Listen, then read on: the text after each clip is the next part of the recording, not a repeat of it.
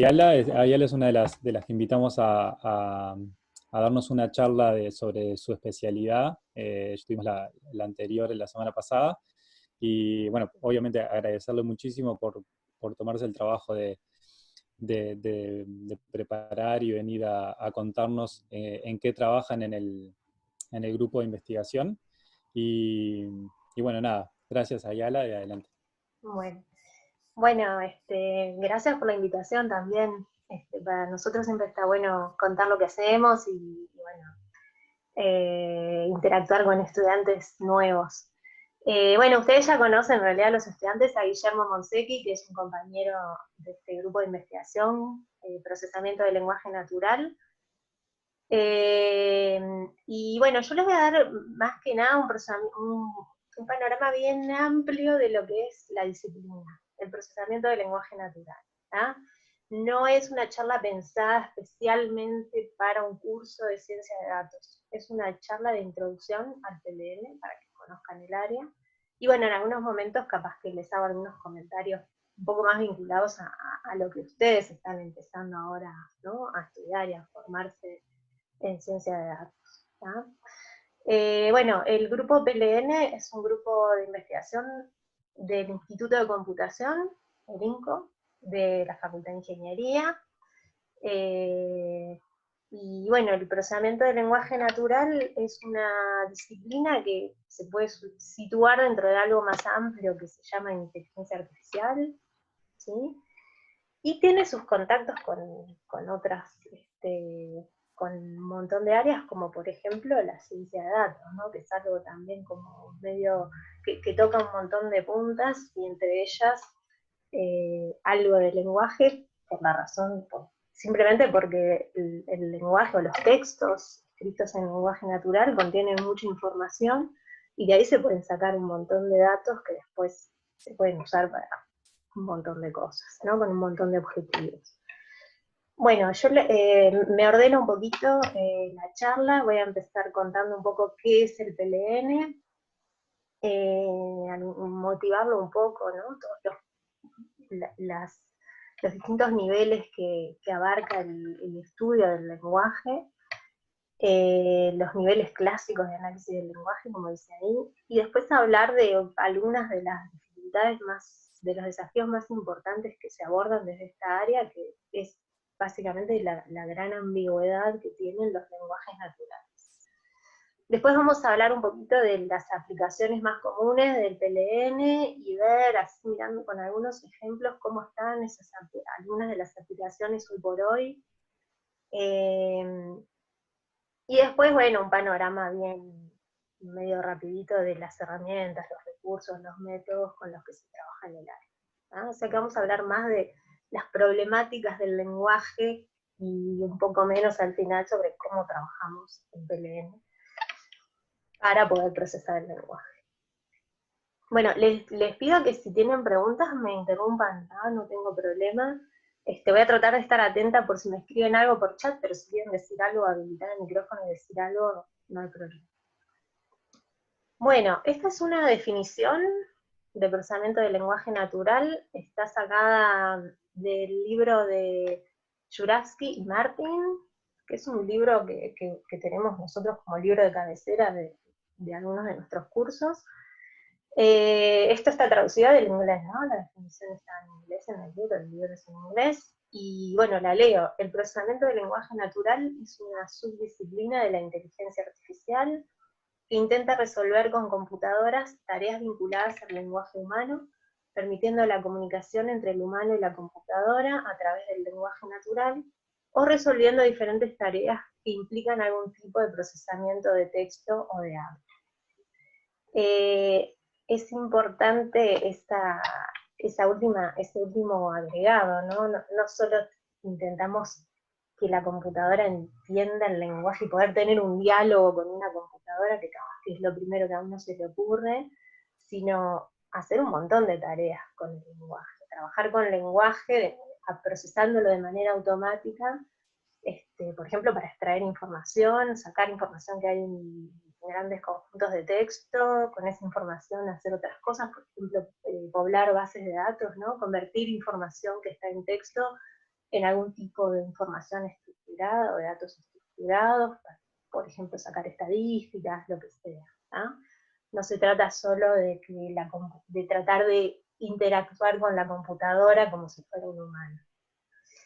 Bueno, yo estoy hablando todo el tiempo del lenguaje natural, vale la pena aclarar, el lenguaje natural es el lenguaje que usamos los humanos para comunicarnos, ¿no?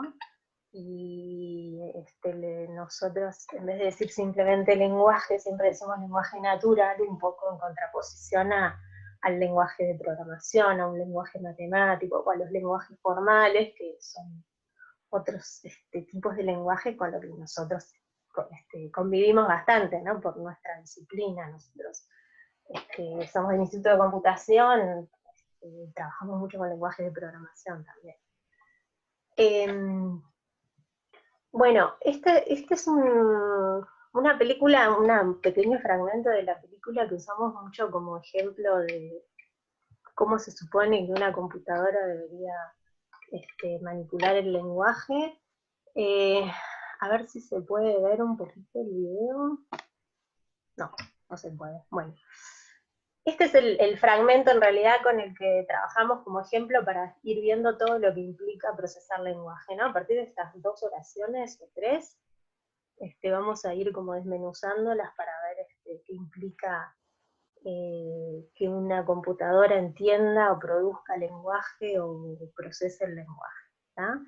En esta película, que es del año 1968, pero que intenta predecir algo que podía suceder en lo que en ese momento era el futuro, que era el año 2001, que para nosotros ya es pasado, hace tiempo, hay una computadora que maneja una nave espacial y que, bueno, básicamente va a hacer de todo. En particular puede interactuar con los seres humanos teniendo conversaciones como esta que está acá, ¿no? Dave, que es el astronauta, dice, abre las compuertas. HAL es la computadora que controla la nave, y HAL dice, lo siento Dave, me temo que eso no lo puedo hacer. Bueno, esta computadora HAL se suponía que iba a tener todas estas habilidades en un año 2001 imaginado por Kubrick, que es el que hizo la película. Logra comprensión, entender a los humanos, reconociendo el habla, ¿no? lo que escucha, la voz hablada por el humano, por Dave en este caso, y además logrando entender el contenido, ¿no? de esa cadena hablada. Y también logra comunicarse y dar una respuesta, y para eso tiene que generar lenguaje, y además procesar, emitir habla, ¿no? Hacer lo que se llama síntesis de habla. En realidad, si ustedes miran ese pedacito de película que después queda ahí, el link al video, van a ver que esa computadora también tenía una gran capacidad para procesar imágenes o procesar video, porque en un momento le dice al astronauta que sabe de qué estuvo hablando con otra persona porque pudo leer los movimientos de sus labios. Y además es una computadora que toma decisiones, porque bueno, como dice ahí en esa pequeña conversación, le piden que abra las compuertas y se niega a hacerlo, ¿no? Toma una decisión en base, bueno, a un contexto, a algo que está sucediendo, hay que ver la película, para decir que no. Bueno, entonces, esos niveles clásicos de análisis del lenguaje que mencioné en la agenda, empiezan por este primer paso, que es procesar una señal sonora, ¿no? Una persona habla, en este caso Dave habla, y ahí se produce una secuencia de sonidos que hay que procesar, decodificar, ¿tá? Y en principio por lo menos convertirlo en una secuencia de palabras, ¿no? Típicamente texto escrito, ¿tá? Lo mismo al revés, cuando la computadora quiere decir o pronunciar la respuesta que pudo elaborar, tiene que convertir esas palabras que armó, ese pequeño texto que armó, en sonido. ¿no? Todo esto entra en el ámbito de lo que llamamos fonética o fonología, que son dos áreas emparentadas que estudian justamente los sonidos que tienen sentido en el lenguaje, ¿no? No cualquier sonido. Cada lenguaje tiene sus fonemas, que son las unidades de la fonología, válidos o con significado, y bueno, y se estudia, y hay que estudiar la señal sonora para identificar esos fonemas, segmentar toda esa cadena sonora en palabras para poder generar un texto, ¿tá? Bueno, el segundo nivel de análisis es, bueno, yo logré procesar esa cadena sonora y generar una secuencia de palabras, y ahora esas palabras las tengo que estudiar, ¿no? Entender, por ejemplo, hay que poder analizar la estructura de las palabras, porque no son unidades indivisibles. Cada palabra está formada por lo que se llaman morfemas, ¿no? Entonces, la palabra perro en realidad no es una única unidad. Ahí hay un morfema que es per, que contiene todo ese significado léxico que nos permite identificar la entidad de esa, perro, ese tipo de animal. Y hay un morfema ahí al final, que es la O, que nos está indicando que estoy hablando de un masculino singular. ¿Ah? Y me doy cuenta de que eso existe porque están las otras variantes. Hay un masculino plural, femenino, singular, femenino plural. ¿Ah? Esa es información que hay que poder manejar, sobre todo en el caso de HAL, que tiene que producir lenguaje, tiene que saber cómo, si el sustantivo que va a usar, el ejemplo que tenemos acá, va a ser un masculino, un femenino, un plural, un singular, ¿ah? Y lograr que eso concuerde con otros elementos que también va a producir, ¿no? Que van a acompañar esa palabra. No es tan simple estudiar esto. Por ejemplo, la palabra casa, que viene en la segunda oración, es una palabra en femenino singular, pero no tiene una contraparte en masculino como la palabra caso, porque la palabra caso existe, pero no es el masculino de casa. Ahí en ese caso son sustantivos independientes, ¿no? No están vinculados en su significado. Y con el tema del plural también hay ciertos detalles a tener en cuenta, ¿no? Hay plurales que se forman simplemente agregando una S, como en el caso de perros, pero otros no, como el caso del ejemplo que está acá, que es la palabra luz. Así que bueno, en realidad hay mucho para aprender y para saber, para poder manejar bien solamente esto, ¿no? Que es el género y el número de un sustantivo en español. También dentro de este análisis de los morfemas que forman las palabras, hay otros tipos de morfemas que agregan o que combinan significados, ¿no? Como los que están acá abajo, prefijos y sufijos, que van permitiendo como armar palabras nuevas o palabras parecidas a otras, combinando pequeños elementos como esos afijos. Bueno, todo esto está como en un segundo nivel de análisis que dentro de lo que llamamos morfología, ¿no? Para la morfología, entonces, la unidad máxima de estudio es la palabra, pero hay unidades más pequeñas de estudio que son los morfemas. Bueno, una vez que yo conozco las palabras, sé cómo se forman las palabras, conozco su estructura interna, tengo que saber combinarlas, ¿no? Como dice acá Hal, que es la computadora, tiene que conocer el orden correcto en el que tiene que decir las palabras para poder dar una respuesta con sentido. La respuesta que daba Hal al pedido de Dave era: lo siento Dave, me temo que no puedo hacerlo, que eso no lo puedo hacer. Si hubiera ordenado las palabras de cualquier otra manera, como en el primer ejemplo de acá, lo puedo, Dave, siento que no, eso, temo, etc., su respuesta no se hubiera ni siquiera entendido. ¿Ah? Tiene que, las palabras deben seguir una cierta estructura. El segundo ejemplo que hay acá, no es la forma en que uno hablaría naturalmente, creo, ¿no? No suena muy natural. Dave, lo siento, sí, pero la otra parte queda un poco rara, esa no lo puedo hacer, me temo. Pero por lo menos se entiende, ¿no? No es como el primer ejemplo en donde creo que no se entiende nada.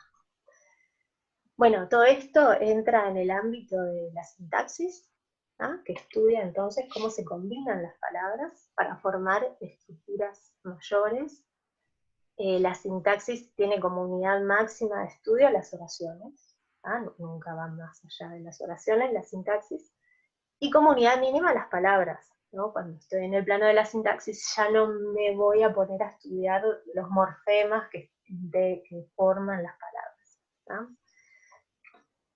Hay unidades intermedias que se estudian a nivel sintáctico, que son los sintagmas, que son interesantes. Por ejemplo, cuando estoy estudiando la estructura sintáctica de una oración, en general el sujeto de una oración difícilmente sea una palabra sola, en general es un sintagma, ¿no? Por ejemplo, las compuertas no pueden abrirse, el sujeto es las compuertas. Eso es todo un grupo que tiene un sentido, ¿no? Es interesante estudiarlo como grupo de palabras. Y se llaman sintagmas esos grupos. Bueno, una vez que estudié ahora la forma en que se combinan las palabras, que conozco un poco de la morfología de cada palabra, importa ahora entender lo que estoy queriendo decir, o lo que me están queriendo decir, o lo que yo estoy intentando decir, y ahí pasamos a estudiar el significado. ¿tá?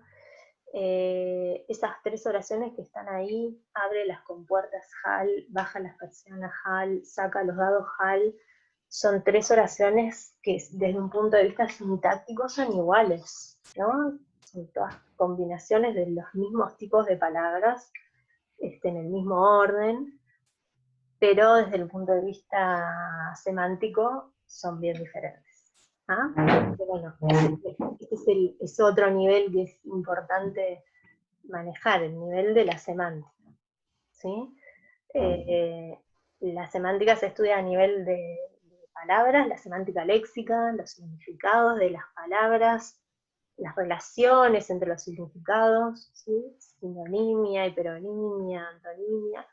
Y también se estudia lo que se llama semántica composicional, cómo se van componiendo los significados para formar el significado de toda una oración. Y bueno, y hay más niveles de análisis, ¿no? Porque me estoy quedando todo el tiempo a nivel de la oración, pero bueno, cuando uno habla o cuando uno escribe, está produciendo algo que llamamos un discurso, ¿no? Tanto a nivel escrito como oral, voy enganchando una oración con otra, ¿no? Todo el tiempo que les estoy hablando, en realidad estoy produciendo muchas oraciones que se van enganchando. Y cuando ustedes leen un texto también van leyendo oraciones, secuencias de oraciones que se van encadenando con un cierto sentido, ¿no? O sea, hay una estructura que tienen los textos en donde uno va enganchando con ciertos elementos, conectando con ciertos elementos unas oraciones con otras, y además hay una coherencia, ¿no? Voy transmitiendo un significado que se va completando y armando a medida que voy avanzando en mi discurso. Algunos de esos elementos que tienen mucho que ver con cómo se van conectando las oraciones entre sí son estos pronombres, como la palabra eso, que está subrayada acá, que es lo que llamamos un elemento anafórico. ¿Ah? En sí mismo no tiene ningún significado, es una palabra medio vacía, y cuando yo la leo, necesito ir a buscar una referencia, ¿no? Un antecedente, a qué está refiriendo la palabra eso. ¿no? En la oración de abajo, en vez de poner ese pronombre eso, puse lo que quiere decir, ¿no? Me temo que no puedo abrir las compuertas, que es lo que en realidad quiso decir Han. Cuando dice me temo que eso no lo puedo hacer, eso está refiriendo al hecho de abrir las compuertas, que es lo que mencionó Dave, en la oración anterior. ¿Ah? Es más natural hablar como usando ese tipo de pronombre o de elemento anafórico que hablar como en el ejemplo de abajo, en donde uno empieza a repetir cosas y a volver a mencionar cosas que ya se mencionaron antes en el discurso. ¿Ah? Bueno, entonces acá estamos a nivel de lo que llamamos análisis del discurso. ¿sí? Analizamos la fonética, la morfología, la sintaxis, la semántica, y pasamos al análisis del discurso, que es cuando me voy más allá de la oración. Y hay un nivel más que es interesante comentar, que es lo que llamamos pragmática, que es cuando ponemos el lenguaje en situación, ¿no? Hasta acá estábamos analizando las palabras, las estructuras sintácticas, los significados que los puedo tener en un diccionario, en una ontología, la forma en que se van conectando las oraciones unas con otras, pero hay algo que es como esencial en el lenguaje humano, que es la situación en la que funciona el lenguaje. Yo ahora estoy hablando y estoy en una situación particular, estoy hablándole a un público que son estudiantes, estoy queriendo mostrar cómo se trabaja en una cierta área de investigación, ¿no? Hay un hablante, hay un oyente, o muchos en este caso, hay un objetivo con el cual uno se está comunicando, ¿tá? Todos esos elementos de la situación de enunciación se estudian en lo que se llama el nivel de la pragmática. Y bueno, y ahí entran en juego un montón de cosas. En este ejemplo que estamos analizando, vemos que Hall no solo transmite un significado, que es el que está ahí abajo, porque lo que Hall está queriendo decir es no voy a abrir las compuertas, pero lo hace de una manera particular, lo hace con cierta amabilidad, como quiere transmitir que no, pero también quiere ser amable, quiere ser cuidadoso. Hay un montón de palabras ahí que no significan nada, como me temo que eso no puedo hacerlo. Bueno, en realidad no quiere decir que esté temiendo nada, es una manera de decir no lo voy a hacer. Y bueno, y ahí está ese nivel pragmático en el que el hablante elige las palabras para transmitir ciertas cosas de ciertas maneras, ¿ah? Y lograr ciertos objetivos. Bueno, entonces pasamos por estos 6 niveles de análisis.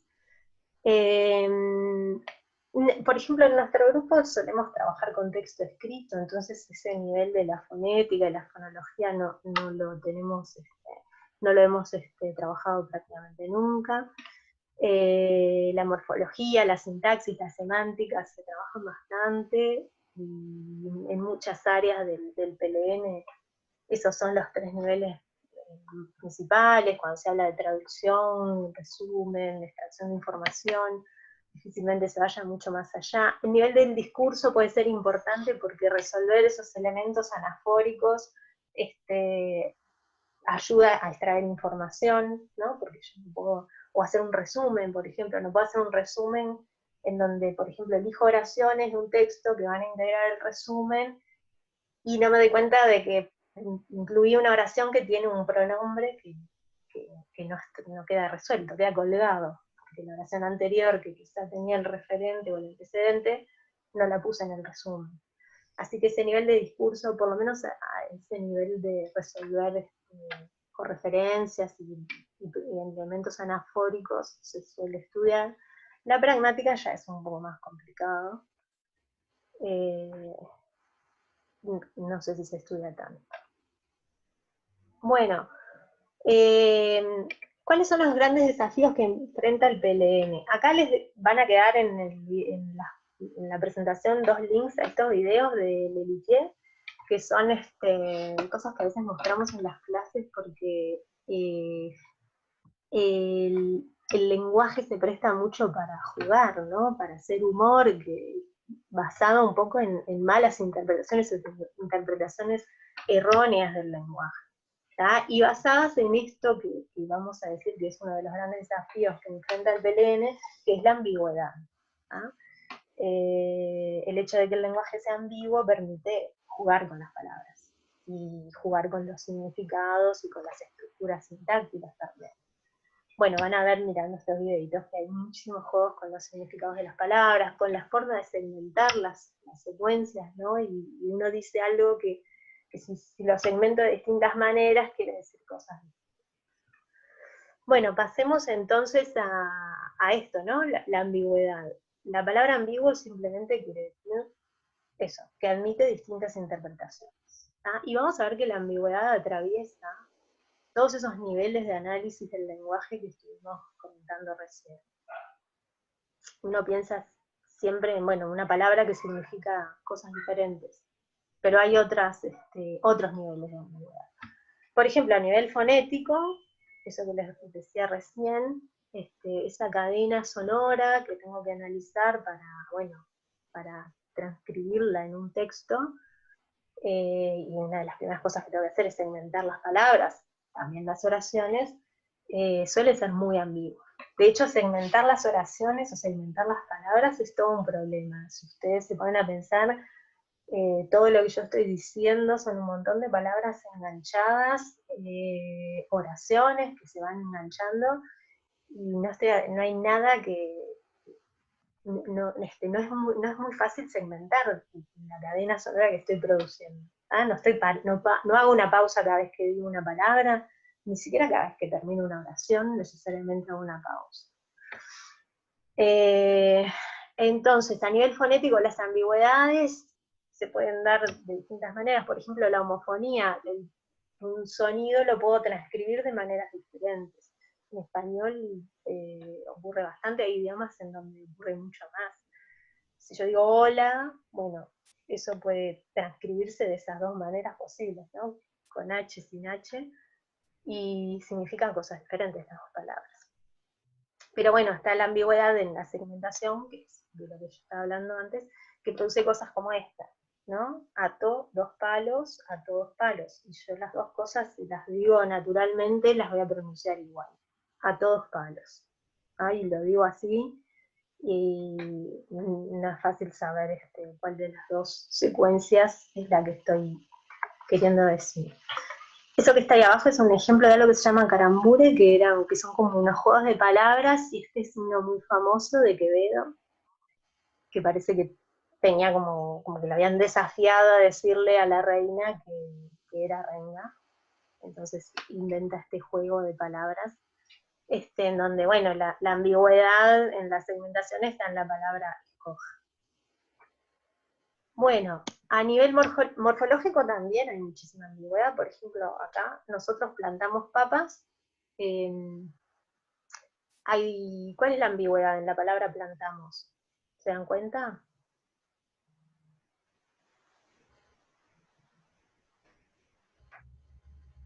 Bueno, les cuento. El verbo plantamos, en este caso, se puede interpretar como un verbo en presente o en pasado, ¿no?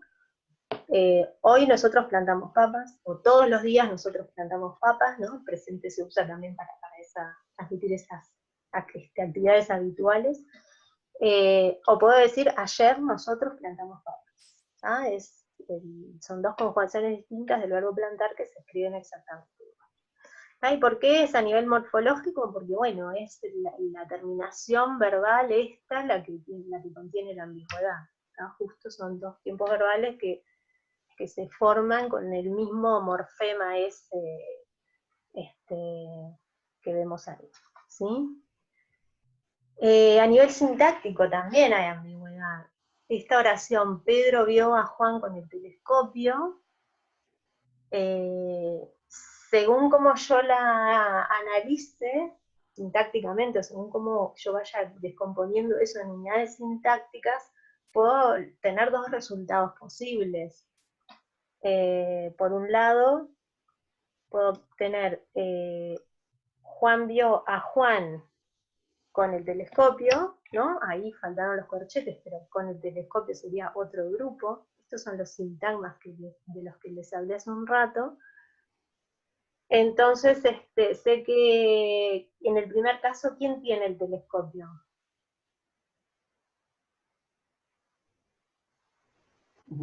Pedro. Pedro. Pedro tiene el telescopio y con el telescopio ve a Juan.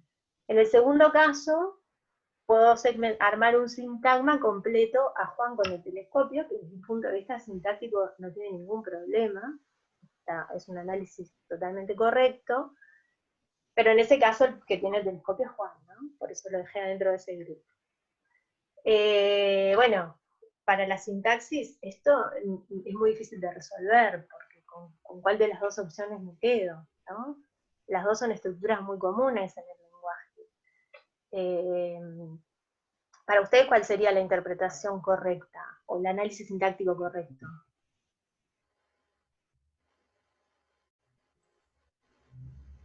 Sí. O sea, correctos son los dos, ¿no? El más usado es el primero. El más usado, o quizás el que nos suena más natural. Si yo escucho, como dijo el compañero, el primero, Pedro vio a Juan con el telescopio, lo primero que me voy a imaginar es que Pedro tenía un telescopio, que ese es el instrumento con el cual vio a Juan. ¿Por qué me voy a imaginar eso? Porque hay una relación semántica entre el verbo ver y la palabra telescopio, ¿no? Un telescopio es un instrumento que se usa para ver. Entonces voy a tender a interpretar la primera. ¿Ah? Es muy raro que yo escuche eso y me imagine que lo que me están diciendo es lo segundo. Sería muy raro. Que no quiere decir que esté mal, porque puede pasar perfectamente. Que Pedro ve a Juan y Juan anda por ahí con un telescopio. ¿Ah? Bueno, estos son problemas que si estoy haciendo un análisis automático, de alguna manera voy a tener que resolver. Puedo tener más contexto y entonces eso me puede ayudar a resolverlo, o si no tengo más contexto, seguramente habrá algo que me haga tender a elegir la primera interpretación. Por ejemplo, si mi analizador sintáctico yo lo generé en base a un gran corpus de oraciones ya analizadas, ¿no? De árboles sintácticos,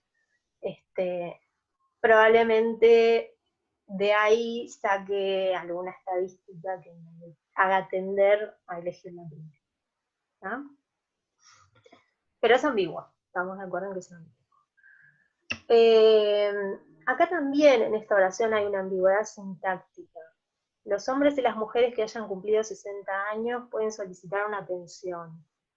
¿Se les ocurren dos formas de analizar esto, o sea, o de agrupar acá distintas palabras?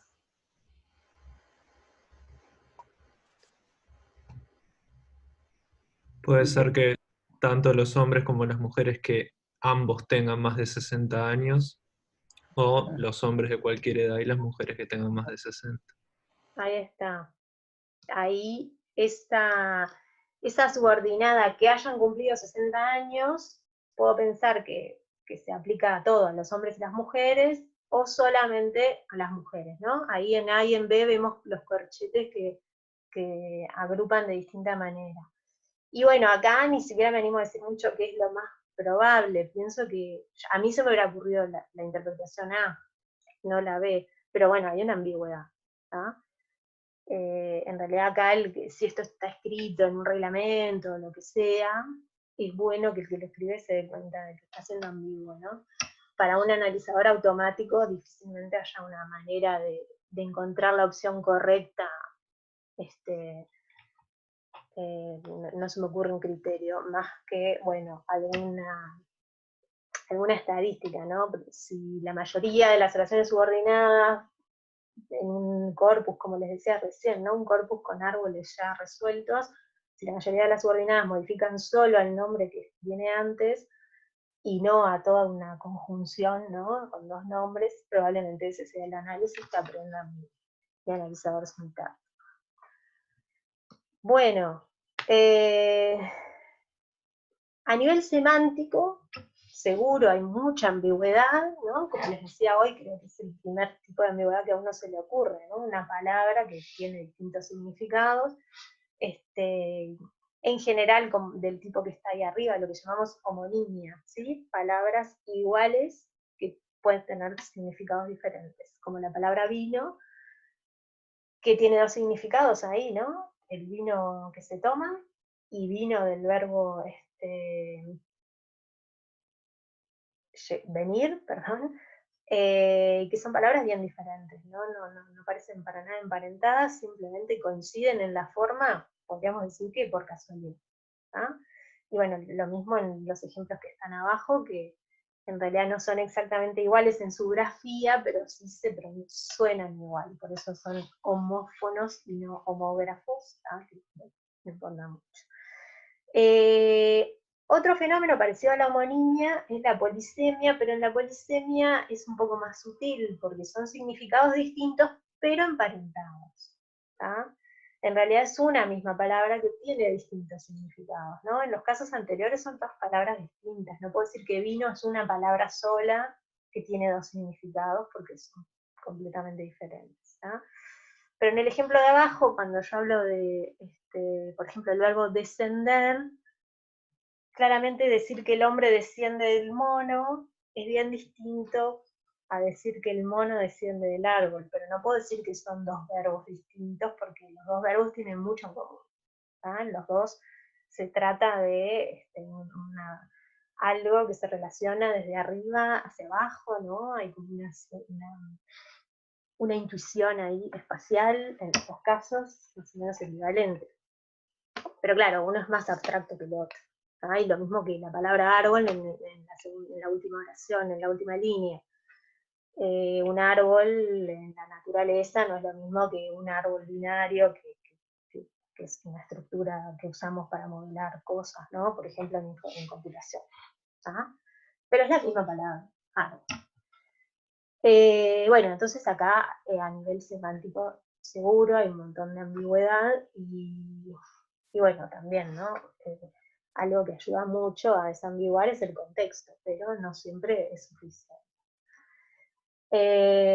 También a nivel semántico hay ambigüedades con cosas como los cuantificadores, ¿no? Todos los hombres aman a una mujer, todos los estudiantes leyeron un libro.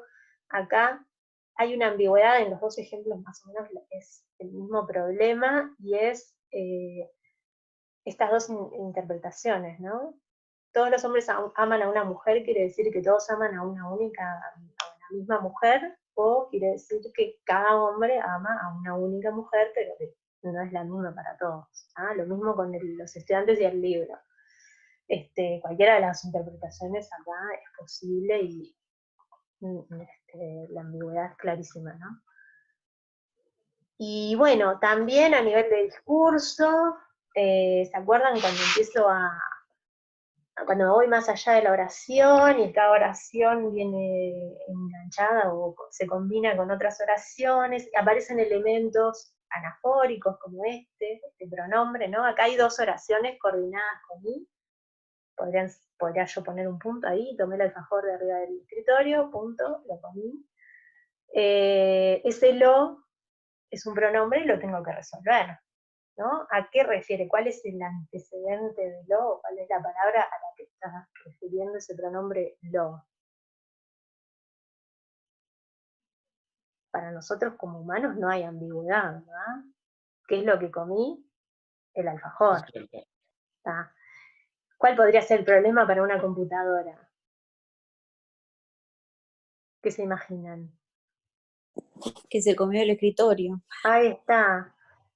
Porque lo que va a buscar ve un lo, que es un pronombre masculino singular, y va a buscar para atrás algún nombre o sustantivo que sea un masculino singular, que esté cerca, ¿no? En el texto, y bueno, se va a encontrar también con el escritorio, va a tener dos candidatos. ¿tá?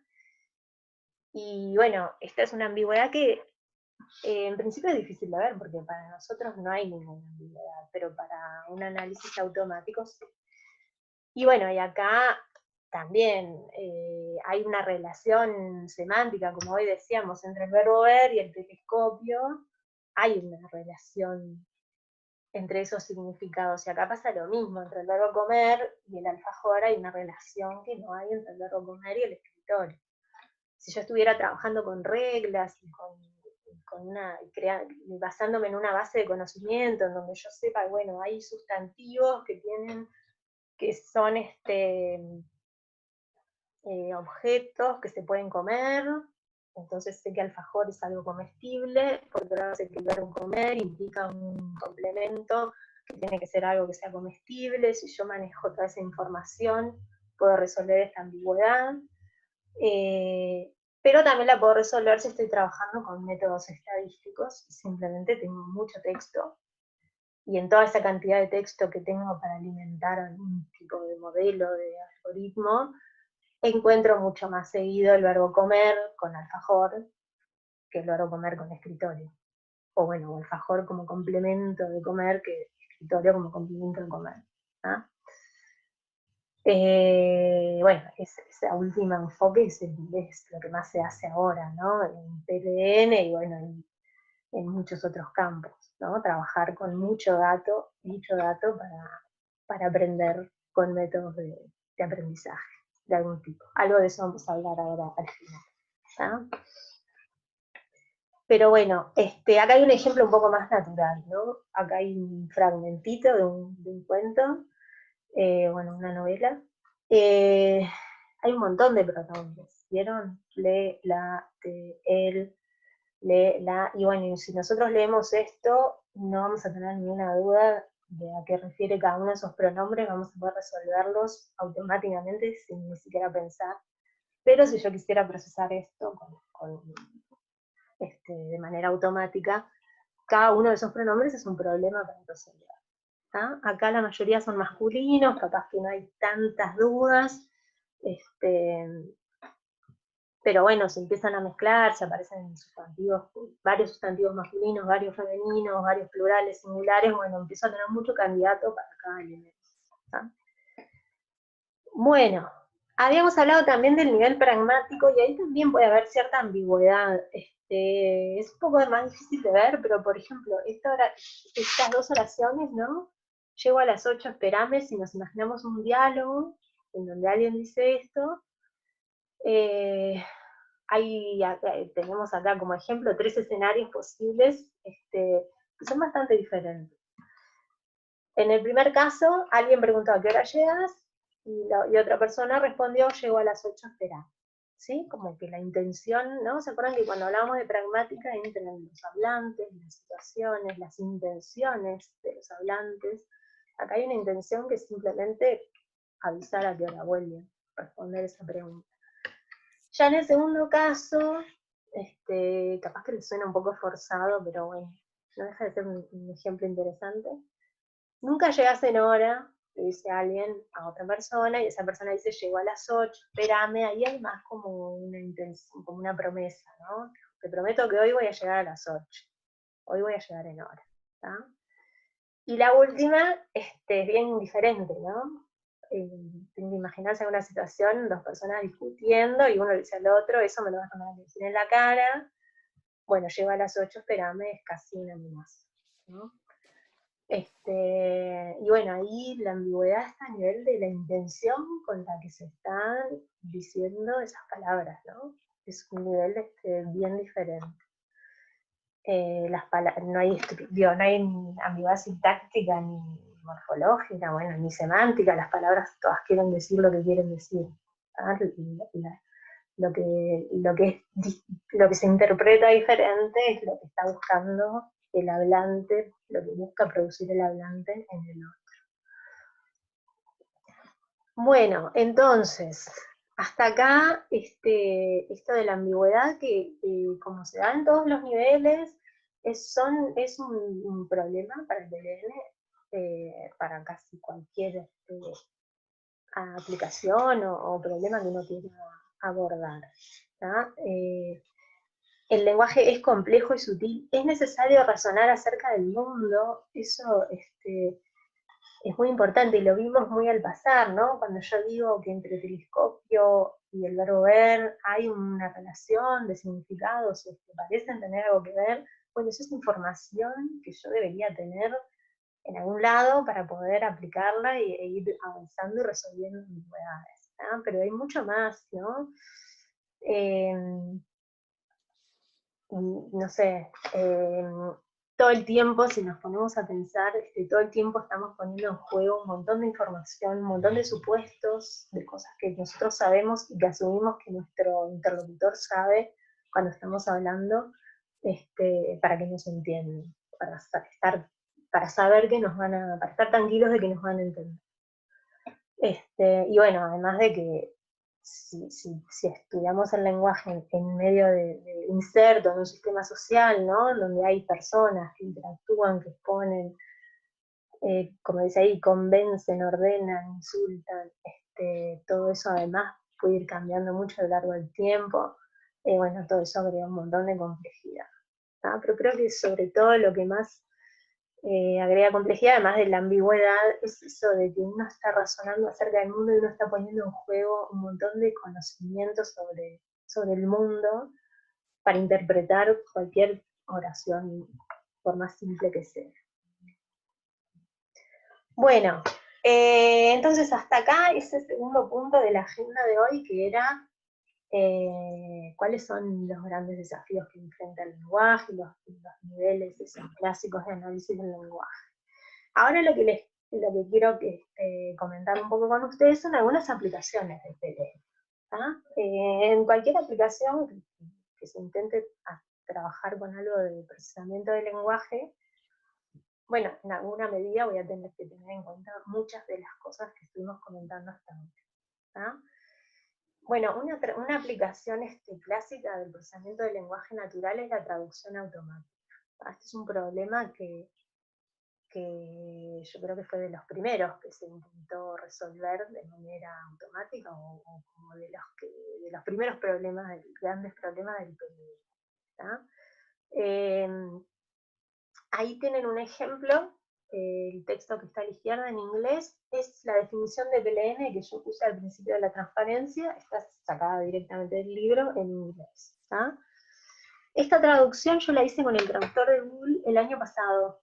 Le puse ahí la fecha 2019 para compararla con una que hice ahora, para preparar la clase o para preparar esta misma charla que di hace un mes en otro curso.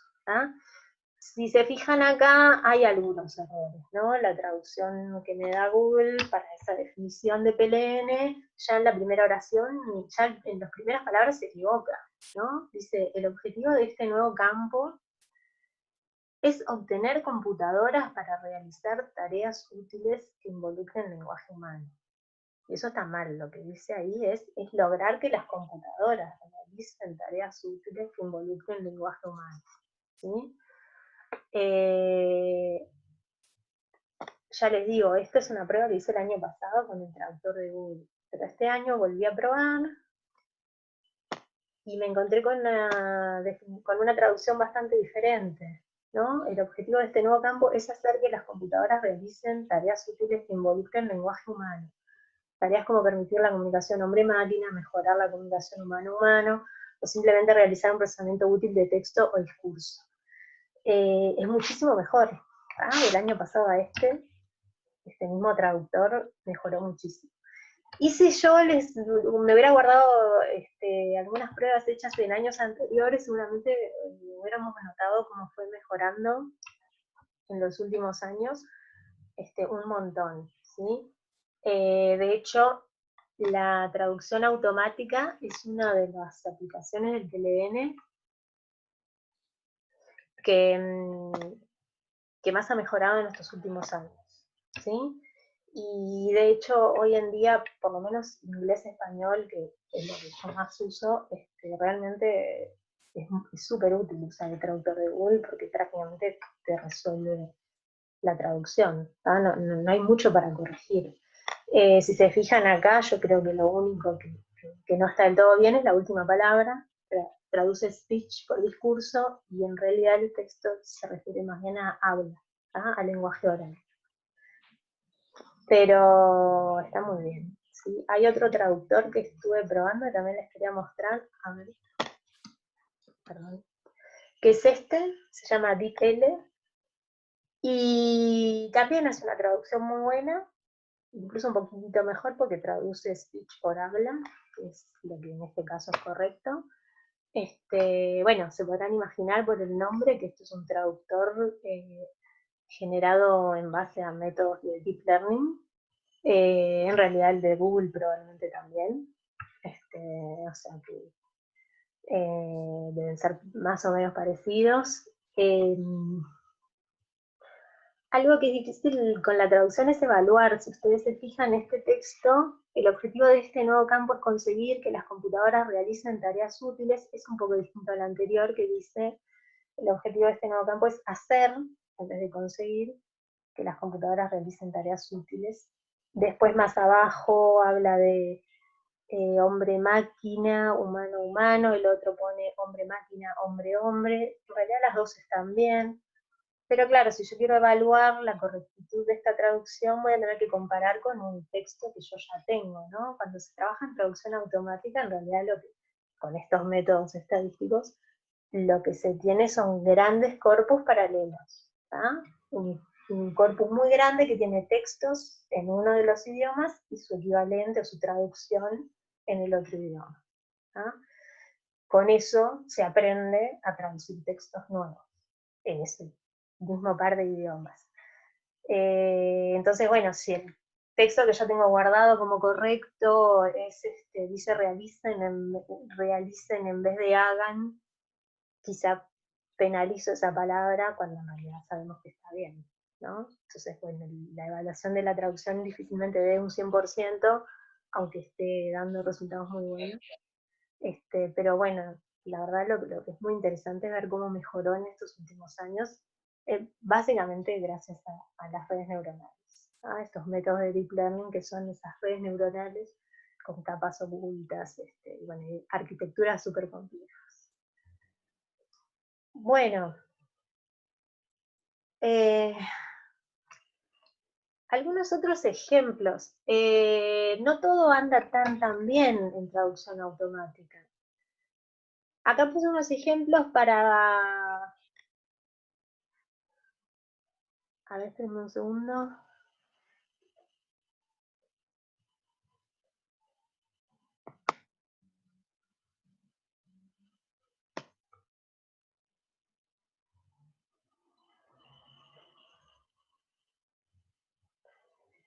Ah, qué interesante. Estaba leyendo el chat, lo del sesgo de género humano por hombre. Sí, es verdad, ¿no? No lo había pensado para nada, pero sí, la palabra hombre tiene otra connotación que humano. ¿Se animan a probar esa primera oración que está ahí? Más vale malo conocido que bueno por conocer. En alguno de esos dos traductores, vieron que les puse ahí el link para el Google Translator, que todos lo conocen, y el link de ese otro traductor, DeepL, que la verdad que anda muy bien también. Bueno, hasta mañana. Hasta mañana. Ah, bueno, nos vemos el miércoles. Bueno, ¿se animan a probar ese ejemplo? Más vale malo conocido que bueno por conocer. Y me dicen lo que les da. Sí.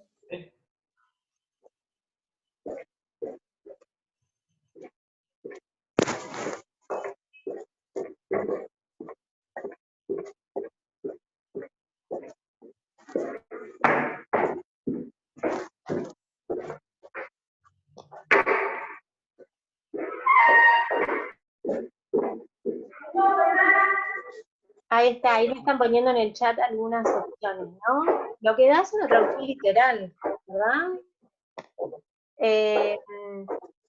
Alguien tiene el micrófono abierto y hay un montón de ruido. No sé porque, no sé si me están escuchando a mí o con tanto ruido de fondo. Es Diana, me parece, por lo que veo. Diana debería mutear. Sí, tenés el micrófono habilitado, bien. Ahora se fue el video. Vieron que da una traducción literal, ¿no? ¿Y cuál es el problema? Ahora el ruido en mi casa, perdón. ¿Cuál es el problema en este caso con una traducción tan literal?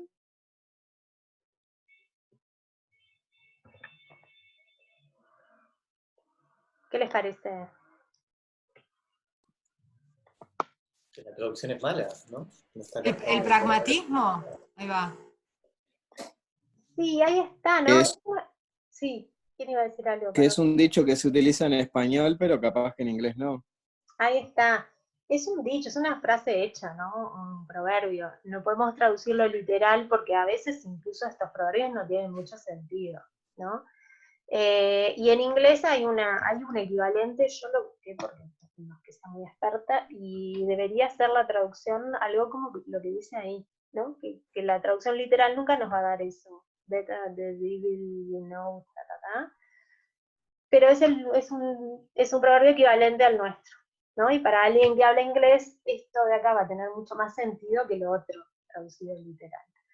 Así que bueno, ese parecería ser un problema todavía en estos traductores automáticos que son buenísimos, pero bueno, estos giros o expresiones tan particulares del idioma, si no los tienen esos grandes corpus paralelos con los que entrenan sus algoritmos, difícilmente los puedan resolver bien. ¿Ah? Y otras cosas no tan complejas, bastante más comunes del lenguaje, que no siempre se resuelven bien, son, por ejemplo, las conjunciones, las estructuras sintácticas medio complejas, como esta oración que puse acá en el punto 2, no siempre van a quedar del todo bien. ¿tá? De hecho, en el ejemplo 2, esto que dice acá, esperen que me tapan las ventanas, reuniones con autoridades del Parlamento y Poder Ejecutivo, hay una ambigüedad ahí en esa conjunción, ¿no? No sé si es autoridades del Parlamento y autoridades del Poder Ejecutivo, o si es autoridades del Parlamento y todo el Poder Ejecutivo, ¿no? Bueno, el traductor de Google, por ejemplo, lo interpreta como autoridades del Parlamento, por un lado, y el Poder Ejecutivo, ¿sí?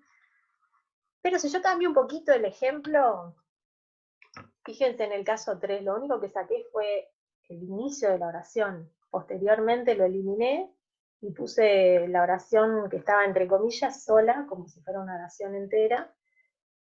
Y ahí el mismo traductor de Google me resolvió diferente la conjunción esa. ¿sí? Resolvió autoridades del Parlamento y del Poder Ejecutivo. ¿tá? O bueno, por lo menos mantuvo la ambigüedad que hay en español. Porque acá también puedo pensar si son autoridades solo del Parlamento y por otro lado el Poder Ejecutivo, o autoridades de todo eso. ¿sí? Lo que les quería mostrar acá es dos cosas. Una, que las conjunciones o las oraciones que empiezan a ser un poco complejas a nivel sintáctico pueden empezar a generar problemas en la traducción. Y lo otro es que el mismo traductor, cambiando una sola palabra, cambió la traducción. ¿tá? Y ese es un tema bastante, que pasa bastante con estos traductores que están basados en redes neuronales que, bueno, consumen mucho texto, muchos ejemplos y aprenden y después resuelven las cosas de maneras a veces un poquito inesperadas, ¿tá? Porque si yo supiera que atrás de esto hay un sistema de reglas que analiza sintácticamente la oración y en base a ese análisis sintáctico va generando un equivalente en inglés, sería medio imposible que esos dos ejemplos que son casi iguales me los traduzca diferente, ¿no? Sin embargo, estas cosas un poco inesperadas pasan un poco por estos métodos. ¿no? Es un puntito en contra, pero no es necesario decir que estos métodos han mejorado muchísimo aplicaciones como por ejemplo la traducción. ¿no? Es incuestionable eso. Pero bueno, pasan a veces esas cosas un poco inexplicables. Bueno, otras aplicaciones, otra aplicación del PLN que avanzó muchísimo en estos años y tiene mucho que ver también con las redes neuronales, es el reconocimiento de voz. ¿sí? Hasta hace pocos años los reconocedores de voz eran bastante malos, sobre todo para el español, y ahora funcionan muy bien. ¿tá? Todos tenemos los celulares con reconocedores de voz,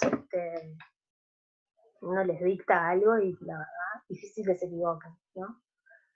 Pero puede haber algunas cosas. Yo puse estos 3 ejemplos acá que los estoy probando para verlos con ustedes, para ver las dos cosas juntas, porque otra aplicación bastante interesante del PLN es responder preguntas, responder de manera automática preguntas en lenguaje natural, dando respuestas, no necesariamente respuestas elaboradas en lenguaje natural, o sea, crear una respuesta específica, pero por lo menos encontrar la información que se está pidiendo. Ese es un problema todavía no tan resuelto, pero que en algún tipo de pregunta funciona muy bien. El primer ejemplo, ¿en dónde hay cerrajería cerca? Yo lo probé con mi computadora, no con el celular. Y bueno, para empezar, reconoció mi voz y pudo transcribir la pregunta en dónde hay cerrajería cerca a este texto, que está perfecto, ¿no? Y además enseguida me dio 3 respuestas que son correctas, y además, bueno, descubrí que además mi computadora sabe bien dónde vivo, porque yo no puse cerca de dónde, puse cerca y efectivamente me está dando cerrajería cerca de mi casa. Pero bueno, la transcripción de habla fue perfecta, ¿no?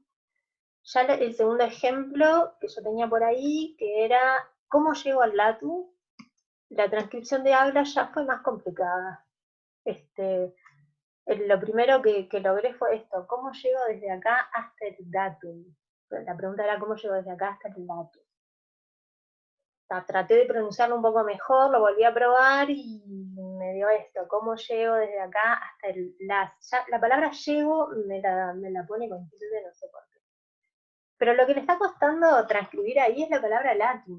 Y bueno, una de las posibles razones, la razón seguramente, es que la palabra latu es un nombre propio, ¿verdad? Y difícilmente estos modelos, que también son entrenados con grandes cantidades de ejemplos, difícilmente incluyeron la palabra latu entre todos esos ejemplos que se usaron para entrenar. ¿tá? Entonces, bueno, está tratando igual de entender esos sonidos, esa secuencia de fonemas, pero no le sale muy bien. Y bueno, la tercera vez que lo dije, que lo debo haber dicho, me imagino muy pausado, ¿no? Con mucho cuidado, esto lo hice el año pasado, creo. Bueno, ahí sí pudo transcribir latu correctamente. Y además, después, al poder transcribirlo bien, también me pudo dar la respuesta perfecta, ¿no? Otra vez tiene identificada mi casa y me dio el trayecto perfecto. Este tipo de preguntas sobre lugares, o algunas preguntas sobre fechas, cuándo pasó tal cosa, que es un tipo de preguntas que se llaman preguntas fácticas, en general son las que funcionan mejor cuando se intentan responder en forma automática. ¿tá? Otras preguntas como ¿por qué tal cosa? Son un poco más complejas. ¿tá? Y otros fenómenos del lenguaje que también pueden aparecer ahí en la pregunta también complican más y no siempre están muy resueltos. Y acá viene el tercer ejemplo en donde Google por lo menos no pudo responder bien mi pregunta. ¿tá? Mi pregunta fue ¿cómo llego a la Ciudad Vieja sin tomar ómnibus? De vuelta me pone llego con tilde en la O, pero lo que está pasando por las respuestas que me da es que esa palabrita sin, ¿no? Esa preposición que está negando, que transmite una negación ahí, no la está interpretando, no la está procesando bien, porque las respuestas que me da son cómo llegar a la Ciudad Vieja en ómnibus. Me da las líneas de ómnibus, me da todos los recorridos de los ómnibus. Creo, no me acuerdo, pero si yo ponía más para abajo, las otras respuestas que venían después también tenían que ver con ómnibus, con líneas de ómnibus. ¿tá? Así que bueno, algo tan común en el lenguaje como la negación no está para nada bien resuelto, por lo menos acá, ¿no? Acá realmente es importante entender lo que está transmitiendo la persona que pregunta para poder encontrar una respuesta. ¿no? Cuando se hace traducción no necesariamente se está intentando entender lo que está escrito ahí en ese texto. Se intenta buscar un equivalente, pero no importa tanto interpretar esos significados. ¿sí? Bueno, yo les cuento esto porque para nosotros es interesante encontrar puntos en donde hay cosas por resolver, en donde falta todavía mucha investigación y mucho avance en el área para trabajar en esas cosas. Bueno, otras aplicaciones, además de bueno, la traducción, que es como de las aplicaciones primeras de las que se ocupó el PLN, el procesamiento de voz, las respuestas a preguntas, hay muchas aplicaciones más. El resumen automático también es una de las aplicaciones que se han investigado desde los inicios del PLN. Es una aplicación interesante porque, bueno, cuando hay mucho texto para procesar, para analizar, es útil poder tener resúmenes. Tiene sus dificultades. Hoy hablábamos, por ejemplo, si yo armo resúmenes en base a oraciones que voy extrayendo del texto, y para armar mi resumen no puedo sacar cualquier oración del texto porque toda esa, la cohesión que tiene el texto, ¿no? Con elementos que conectan una oración con otra, con esos elementos anafóricos que se resuelven si tengo la oración anterior o dos oraciones anteriores. Si yo no tengo todo eso y voy sacando de manera medio sin tener cuidado con esas cosas, lo que obtengo es un pequeño texto que puede no tener ningún sentido.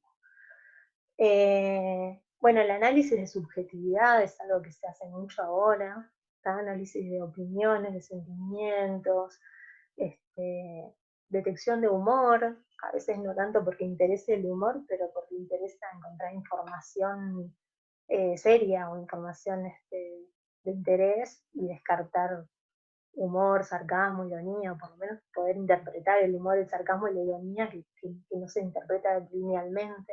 ¿tá? Todo eso en el área de la subjetividad, y todo eso muy vinculado al tercer punto, que es el análisis de redes sociales, ¿no? ¿Qué dice la gente? ¿De qué habla la gente?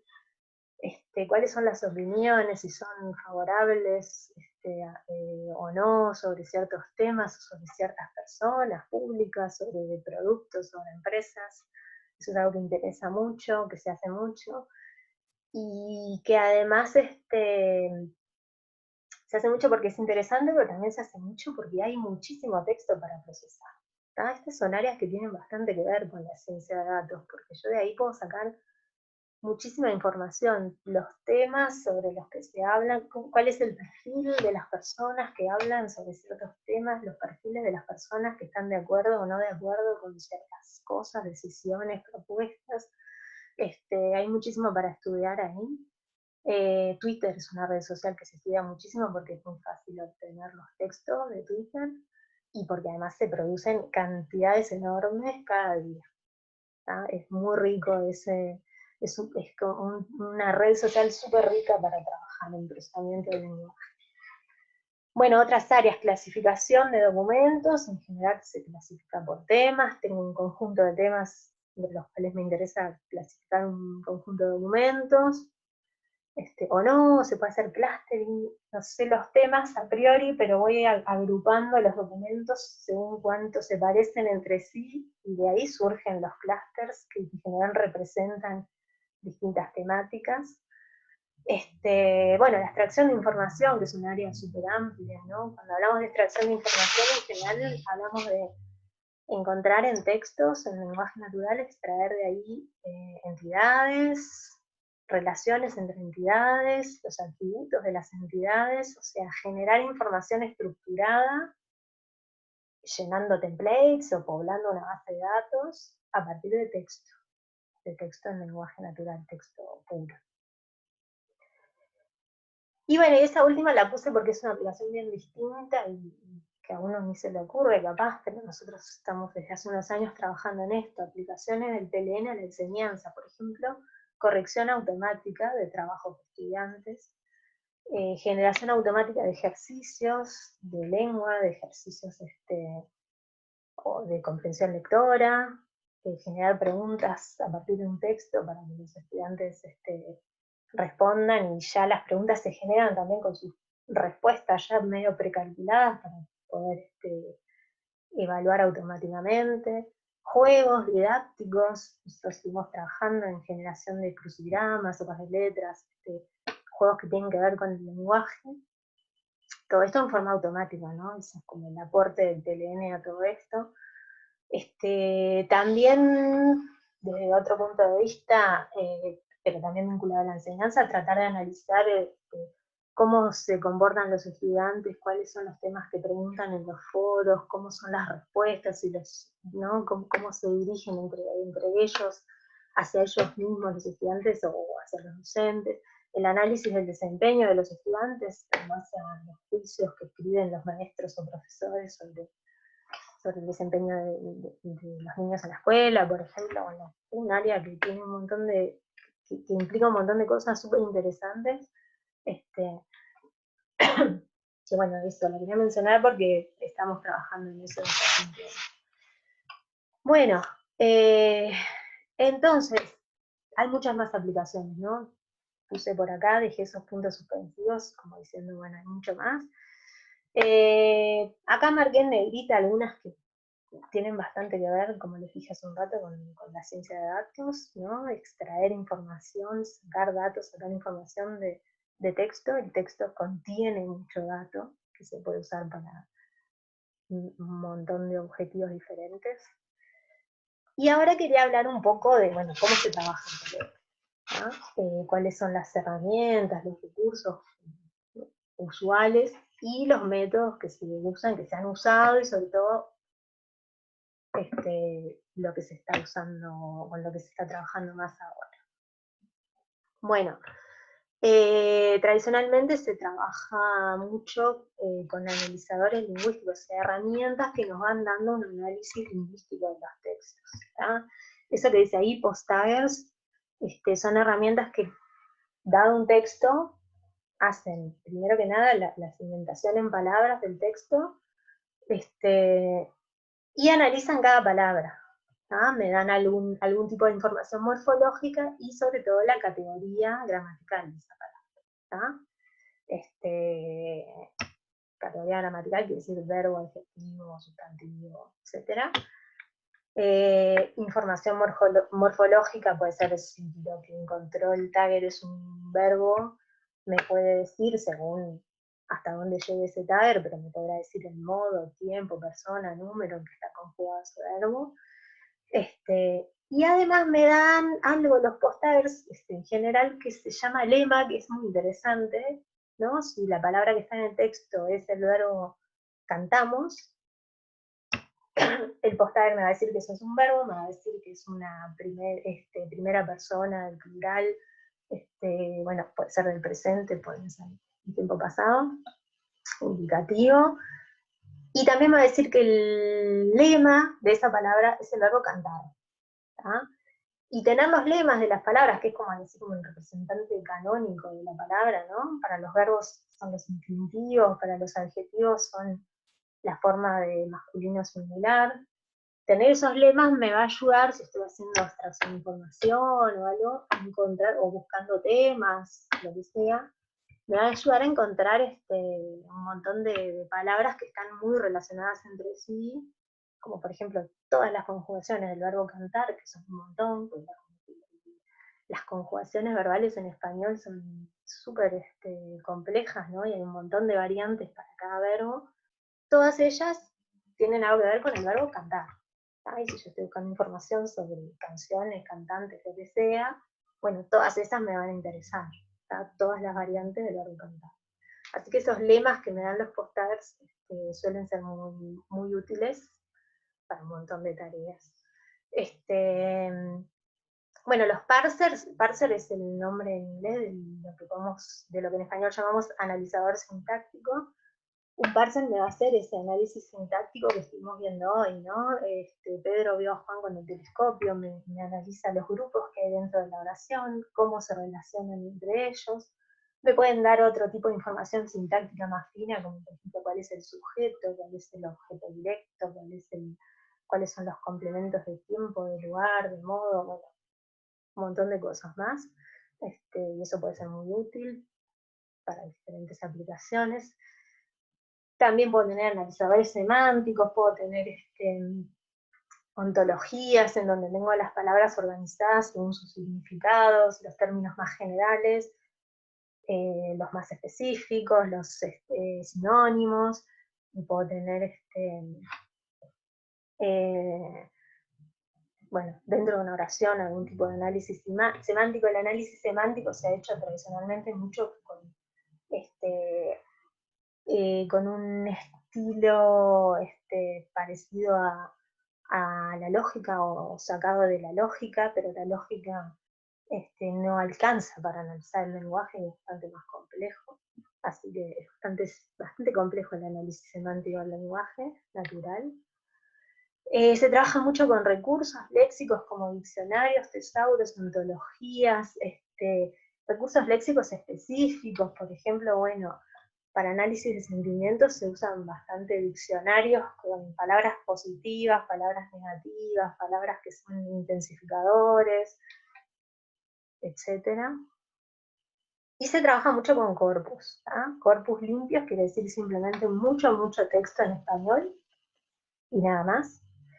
Y corpus anotados, que quiere decir mucho texto, que ya tiene resuelto el problema que yo voy a abordar. Por ejemplo, hoy les decía, para trabajar en traducción automática, necesito tener mucho texto ya traducido.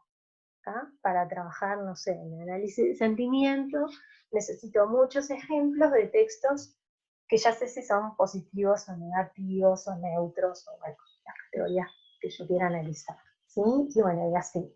O bueno, para desarrollar un analizador sintáctico, que mi objetivo puede ser hacer un analizador sintáctico, necesito muchas oraciones que ya tengan resuelto su análisis sintáctico.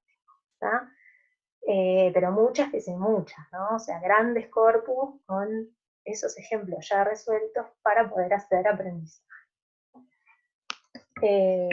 Y bueno, y se trabaja mucho en el proceso de anotar o de generar esos recursos. Esas son tareas en las que a veces nosotros dedicamos, nos dedicamos mucho y muchas veces pedimos colaboración a la gente, ¿no? Hace un tiempo estuvimos armando un corpus de tweets humorísticos y fue importantísima la colaboración de un montón de gente que entraba a un sitio web que, bueno, que hemos definido, en donde para cada tweet que iban viendo tenían que poner si era un chiste o no era un chiste, y si el chiste era gracioso o no era gracioso. Y bueno, justo como era una tarea muy amena y la gente resultaba entretenida, logramos tener un corpus muy grande. Para otras tareas no tan entretenidas es difícil generar grandes corpus. Bueno, los métodos. Bueno, esto quedó al revés. Perdón. Bueno, tradicionalmente se ha trabajado con lo que se llaman métodos simbólicos, que consiste en escribir reglas, buscar patrones, y escribir a mano no quiere decir a mano, ¿no? Quiere decir pensar,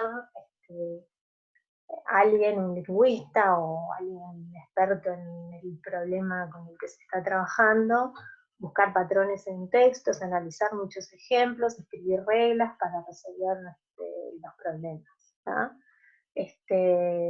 Se trabajó mucho y se sigue trabajando con estos métodos, porque no siempre hay otros recursos para trabajar con otros métodos. Son muy costosos desde el punto de vista del que está tratando de resolver, ¿no? Porque, bueno, analizar mucho texto para poder encontrar todos los casos posibles, para escribir todas las reglas que me van a resolver ese problema, lleva muchísimo trabajo. Y son métodos poco flexibles porque, bueno, cualquier caso que aparezca que no estaba incluido en los ejemplos que yo pude analizar, no va a ser reconocido por mis reglas. Entonces, bueno, no van a andar mis reglas para casos nuevos en unas cuantas ocasiones. Bueno, los métodos de aprendizaje automático, ¿no? Lo que llamamos Machine Learning, diría los métodos de aprendizaje clásicos, o sea, antes del Deep Learning,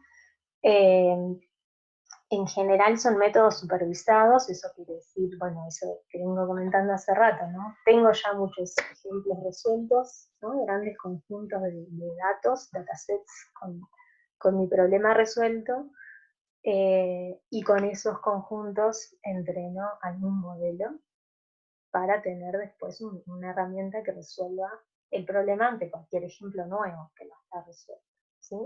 En general se trabajó mucho definiendo atributos, ¿no? Yo elijo, bueno, por ejemplo, para análisis de sentimiento, tengo un montón de ejemplos, tweets, por ejemplo, tweets que sé que son positivos o negativos o neutros, y defino atributos. Por ejemplo, para cada tweet voy a agregar información extra, como por ejemplo, hay 3 palabras de un diccionario positivo, ahí hay una palabra de un diccionario negativo, y capaz que agrego algo más, por ejemplo, hay 3 adjetivos, y bueno, toda esa información es la que le doy a mi modelo para entrenarlo.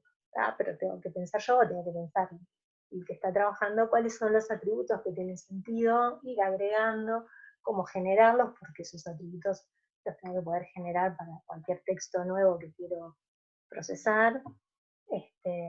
Y bueno, un trabajo un poquito manual de vuelta, ¿no? No como el de escribir todas las reglas, pero como una partecita medio manual que complementa el aprendizaje automático.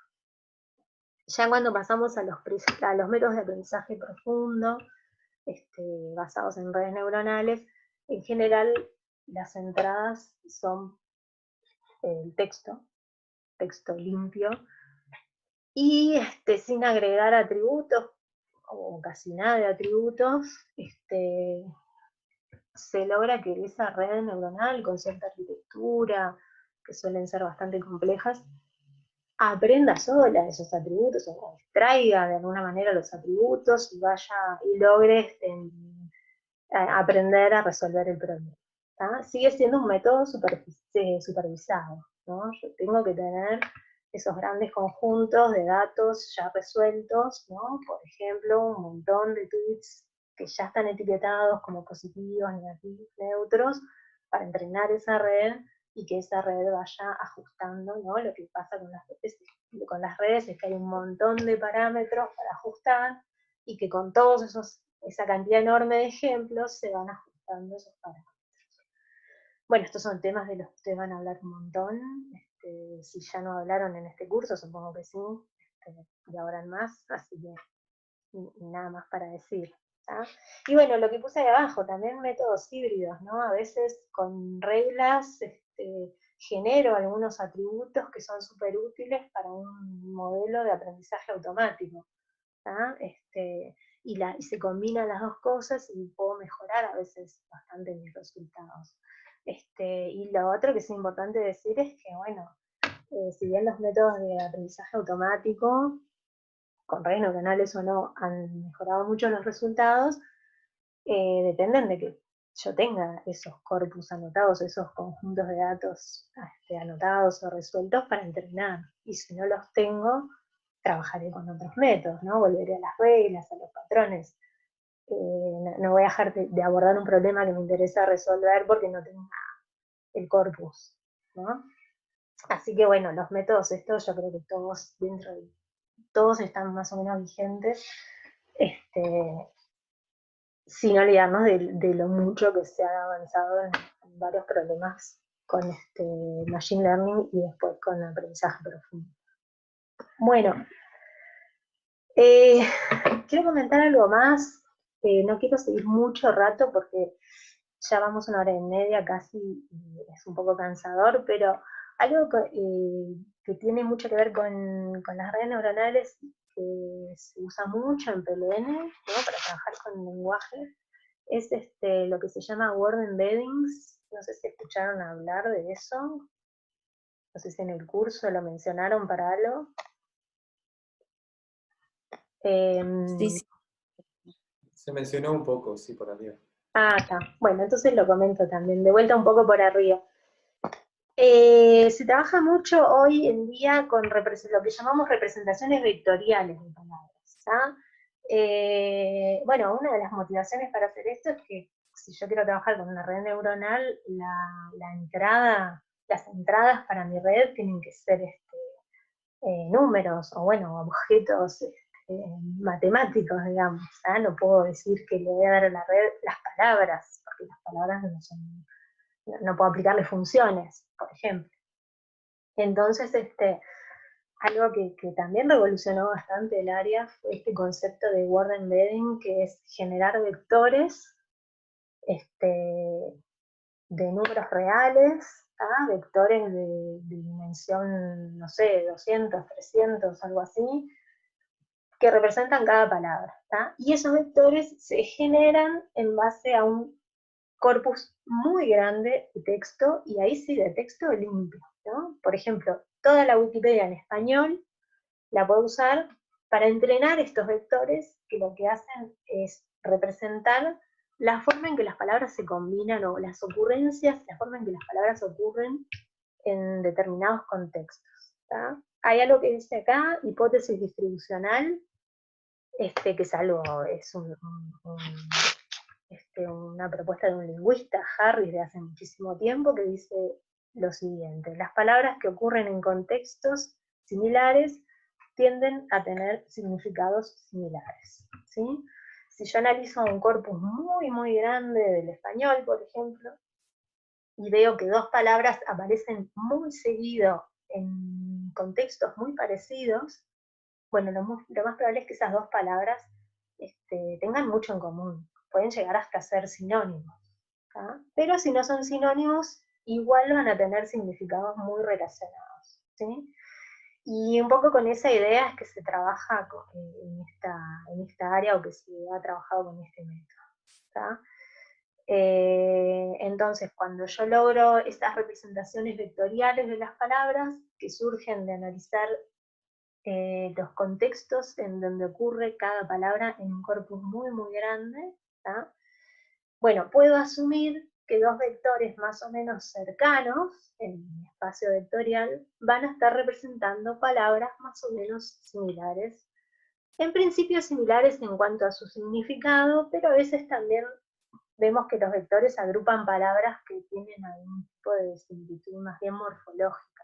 Por ejemplo, se pueden encontrar muchos verbos en gerundio, ¿no? Como cantando, caminando, comiendo, medio cercanas en el espacio vectorial, aunque tienen significados distintos, se acercaron por otra razón. Probablemente los gerundios ocurran en contextos medio parecidos también. ¿tá? Y bueno, estos word embeddings suelen ser las entradas para las redes neuronales, aunque bueno, todo esto ha ido evolucionando mucho y ahora más bien se trabajan con redes que generan los embeddings ya como dentro de su primera capa, a partir de datos casi aleatorios o de vectores casi aleatorios. Pero bueno, ahí no sí que no quiero entrar en eso porque tampoco es lo que yo domino. Les quiero mostrar algunos ejemplos. Esto es un ejemplo de vectores llevados a un plano, ¿no? En general son espacios vectoriales de una dimensión muy alta, como les decía hoy, 200, 300 o 500, pero bueno, llevado a un espacio, a un plano. Estos son ejemplos de un conjunto de vectores que fue entrenado con un corpus en español, y vieron que, pueden ver acá que, por ejemplo, los meses del año se agrupan, quedan todos juntos, septiembre, junio, agosto, noviembre, abril, etc. Los días de la semana también, están por acá arriba. Acá arriba a la derecha hay palabras subjetivas, ¿no? Estupendo, bueno, lindo. Y también está la palabra malo, que está mezclada ahí. O sea que uno podría pensar que estos vectores me pueden decir, bueno, que estas representaciones vectoriales me permiten encontrar, por ejemplo, palabras subjetivas que tienen una cierta polaridad, pero no me estarían ayudando a separar las positivas de las negativas, por lo menos en este ejemplo, ¿no? Y bueno, por ahí hay nombres, hay números de años que aparecen todos juntos, ¿no? Está 1975, 76, 87, no son números cualquiera, ¿no? Son números que claramente representan años, y bueno, un montón de ejemplos más. Y bueno, otra cosa interesante de los word embeddings es que se puede operar, en cierto modo, con ellos, ¿sí? Si yo hago algunas operaciones con los vectores que representan las palabras hombre, mujer, rey y reina, me doy cuenta de que están como que respetan ciertas distancias en el espacio, ¿no? Si yo hago como una resta hacia rey, le resto hombre y le sumo mujer, me da reina, una cosa así. Son algunos tests que se hacen para evaluar la calidad de los vectores que genero a partir de algún cierto corpus. Bueno, voy a dejar por acá. Les puse acá al final, bueno, bibliografía, el libro de Jurafsky y Martin, que les comentaba que es el libro de base de nuestro curso de introducción al PLN y algunos cursos más. La edición impresa en papel, la última, es la del 2009. Y lo bueno es que este libro se está reviendo y ya hay una versión en borrador, ¿no? Que se puede ver en online, la pueden buscar y la pueden leer. Puse 2020, pero en realidad existe esta versión en borrador desde hace varios años ya. Y bueno, da la impresión de que nunca se deciden a a editarla y hacer el libro, la tercera edición en libro, porque está siempre en estado de borrador y la van actualizando. Y bueno, la parte buena es que está disponible y hay capítulos que están muy bien. Es un libro que está muy bueno para aprender PLN porque es bien didáctico, bien claro, bastante fácil de leer. Muy recomendable. Bueno, también les puse acá el link al EVA del curso Introducción al PLN. Les puse acá que se dicta ahora en el segundo semestre, este año. Bueno, lo estamos dictando todos los años, hace un tiempo ya. Si les interesa, obviamente están todos invitados. También les puse el link a otro curso del grupo, que es Gramáticas Formales para el Lenguaje Natural. Este año no se dictó, no sé si el año que viene se dictará, pero bueno, todo eso lo vamos informando. Y les puse acá información del grupo, en nuestra página web, nuestro mail y nuestro Twitter, por si tienen ganas de seguirnos. No es que tuiteemos mucha cosa, pero bueno.